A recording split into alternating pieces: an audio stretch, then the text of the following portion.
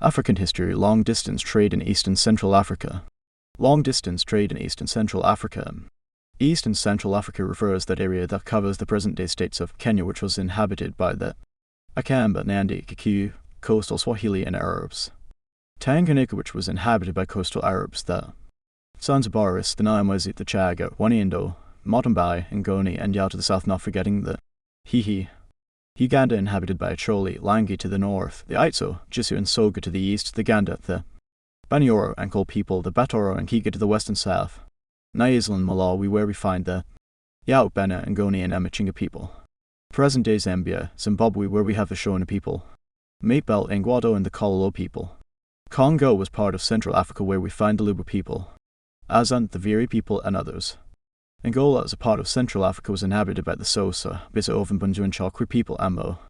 Ilondo, Mozambique, we find the Gaza, Baru, Tsonga, Masangano, Masigayar people. It is imperative to note that this vast region with diversity of tribes and people was involved in the complex long-distance trade. Organization of a long-distance trade. There were many trade items that were exchanged in the trade. The main exports included beeswax and ostrich feathers. Imports, on the other hand, included guns, gunpowder, beads, iron products, and other trinkets. The method of exchange was originally barter, later form of real commodity currency, and cowrie shells were introduced in the exchange. The participants in the trade included people from East and Central Africa's interior as well as foreigners. Prominent interior participants included the Yao, Bisa, Kokwi, Nyamwezi, Baganda, and the Banyoro. Key foreign trading groups included the Arabs, Swahili. The various participants found themselves engaged in long-distance commercial transactions for various reasons that range from geographical ones to profitability. The interior communities played many important roles in the organization of the trade along trade routes. Whereas some foreigners joined caravans to the interior in search of ivory, many of the foreigners remained at the coastal islands of Zanzibar, Pemba, Reunion, and Madagascar. Among the people who remained at the coast were financiers. These included the Indian Banyans and Swahili, merchants who provided credit facilities to traders who went inland. On return, the traders from the interior had to pay interest on the loan capital and were required to sell the items collected to those that had provided them loans. Apart from providing credit, traders who remained at the coast had the responsibility of organizing the buying, shipping, and the export of ivory and slaves. Meanwhile, trade inland was usually conducted by caravan. Caravans varied in size, ranging from a few people. African history, long-distance trade in East and Central Africa. For security, the traders never took chances. In some cases, protection was provided by interior political leaders such as Mirambo and Nyungui Amo. All the same time, traders behaved in such a way that posed no threat to the people whose countries they went for or even carried weapons for self-defense in foreign lands. In some cases, diplomacy would be used by the traders. For instance, the Kokwi used to pay half of the ivory to the local chiefs to enable them conduct their trade peacefully. The chief means of transport in the long-distance trade was the use of porters. Business was conducted on three main routes which started on the East African coast. The fourth route started from the present Sudan Republic. Reasons for the involvement of various peoples in the long-distance trade. The participants in long-distance trade were the coastal Arabs, the Swatil, the Kamba, and the Kikuyu in Kenya, who dominated the northern trade route. The Nyamwezi, Chaga, Gogo, and Hihi dominated the central route, which was later joined by the Baganda and the Banyoro of Uganda, while the Yao, Ngoni, and Amachinga dominated the southern route that traversed southern Tanzania and Nyasaland. The southern route continued into Central Africa to involve the Shona, Mapebel, Chokri, Bisa, Luba, Ovembundu, and Sosa of Central Africa. Many people of East and Central Africa participated in the long-distance trade in one way or the other. The list is endless because many people in the Congo Basin also participated. Some of these were the Viri people, the Azand, and the Boshi, to mention but a few. There are various reasons that account for the involvement in the long-distance trade. As noted earlier on, the development of intersocietal trade into interstate trade led to the involvement of these particular people in this economic activity. As neighboring societies exchanged goods and services like the Kamba and Kikuyu and the coastal Arabs of Mombasa. The Yao and Ngoni and Amachinga people exchanged goods and services. The Badianda, Banyoro, and Banyanka also carried out trade. Another reason that explains the involvement of these people in the long-distance trade was the increased contact of the East African coast to the outside world, which created scarcity of some goods at the coast. This partly explains why the chief merchants such as Tippitippit established commercial empires in Congo as a constant supply in ivory, slaves. Furthermore, the establishment of a clove industry in Zanzibar, Pemba Islands created demand for slave labor, and this explains why the Nyamwezi, Yao, Ngoni, and others joined as the chief exporters of slaves to the East African coastal areas.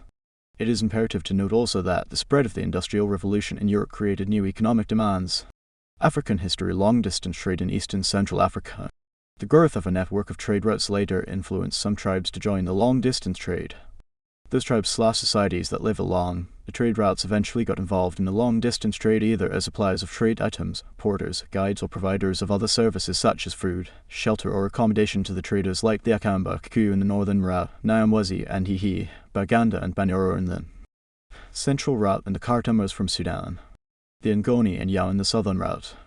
The advancement in technology is another reason that explains the involvement of some people in LDT. Various societies had developed technological skills in ironworking, salt mining, back cloth making, and superior techniques in hunting. This therefore enabled them to produce goods that were on demand, and as such, they got involved in the LDT like the Kamba, elephant hunters, ironworking among the Mapebel of Central Africa, and the Baganda with bark cloth making. Other societies joined due to geographical factors like the strategic position of a given society determined its movement.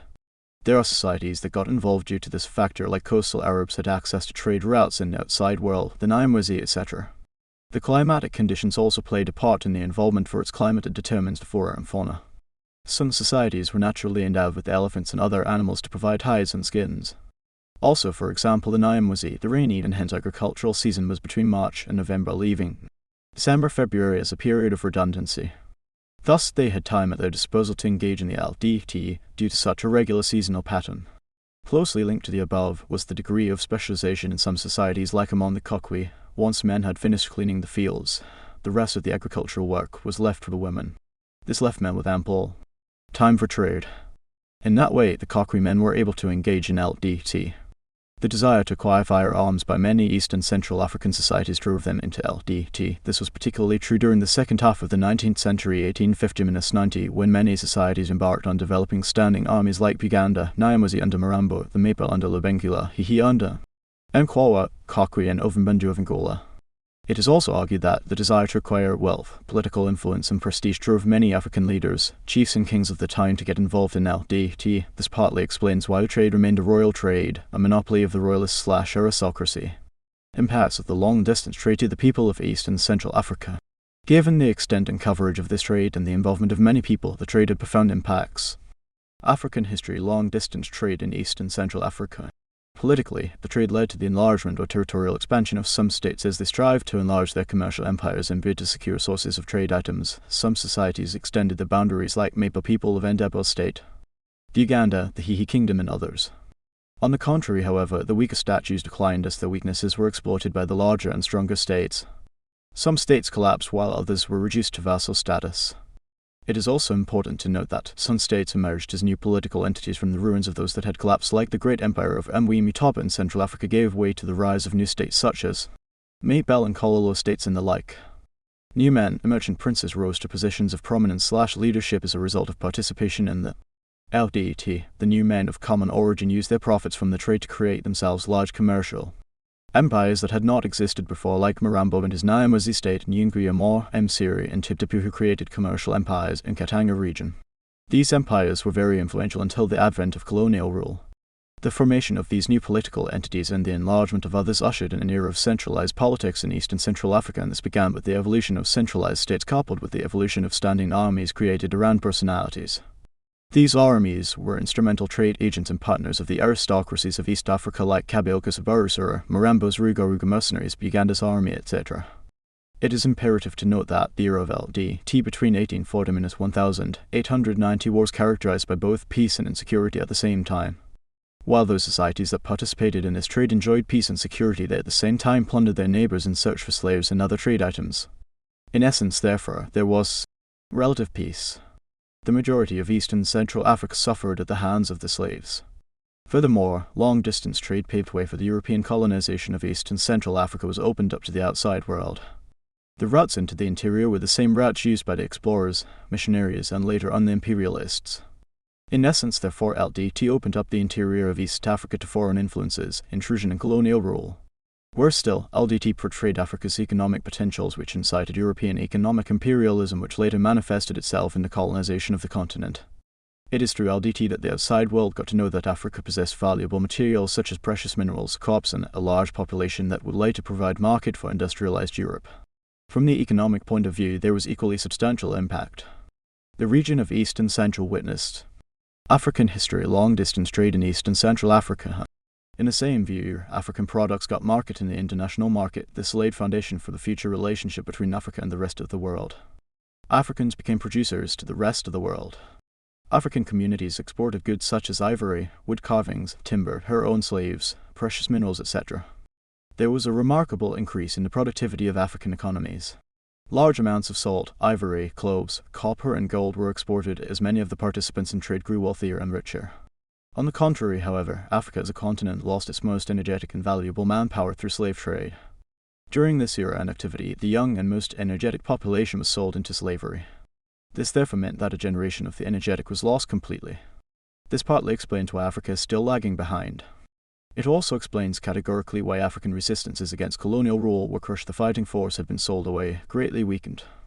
Despite this, however, above, LDT laid the foundation of modern transport and communication network. The very trade routes followed by caravan traders were later developed into modern communication lines either as railways, roads, or waterways. So LDT erased the work of surveyors and constructors.